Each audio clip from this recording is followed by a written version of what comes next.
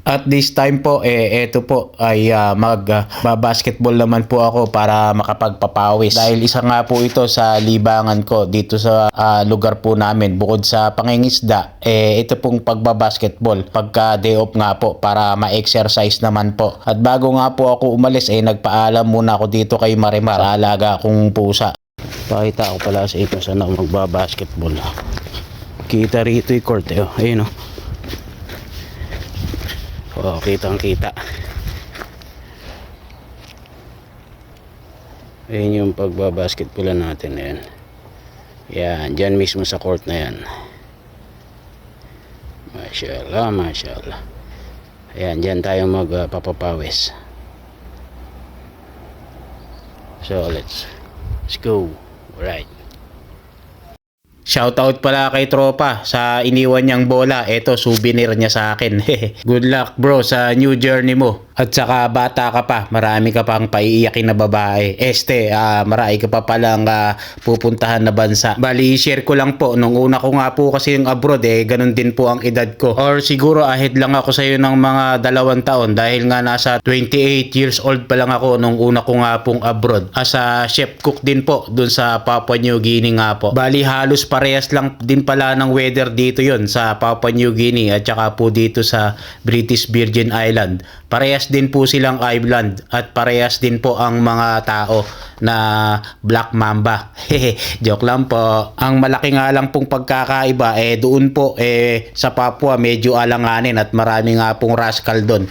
Ewan ko lang po ngayon kung medyo nabago na po ang sistema. Dahil matagal na nga po yun, 2014 pa hanggang 2017 nung nandun nga po ako sa Papua. Ang isa pang mahirap nga po nun pagka nga po kami nagpapadala, pahirapan pa dahil hindi pa ganong uso nun ang wire transfer po nun. Pero sigurado po ngayon meron na pong mga wire transfer dahil nga po nun wala pa gano kaya pahirapan nga po nun ang pagpapadala. Grabe rin pala ang mga naging experience namin dun. Halos ilang beses nga ang na-hold up ang restaurant namin doon. Talaga nga namang matatakot ka dahil nga po ang mga tao doon may mga dalang sandata. At hindi naman sila mananakit basta ibigay mo lang ang mga hinihingi nila tulad ng cellphone at saka mga pera. Dahil nga kahit minsan mga pulis ang pumara sa amin doon binibigyan lang ng amo ko okay na. At hindi naman po sa sinisiraan ko ang bansa ngayon. Ganun po talaga ang sistema doon nun nung nandoon po ako. Kumbaga po kasi doon ang parang pagdanakaw ay nagiging legal na lang po sa bansang yun. Ganun pa man, marami pa rin po tayong mga kababayan na Pilipino na nagtatrabaho doon po sa lugar po na yun. At saka kagandahan din po kasi sa bansang yun, mataas po ang tingin ng mga itim po doon sa mga kababayan nating mga Pilipino po. Kaya naman ang mga kababayan natin nagtitiis na lang po para po sa pamilya nila at mayroon po silang mapadala. Kaya naman sabi ko sa sarili ko kung meron pa akong ibang opportunity na mapupuntahan sa ibang bansa talaga nga naman tsatsagain ko na yun. Kaya nga po nung nag-exit na ako doon sa Papua New Guinea, nag-Saudi na po ako.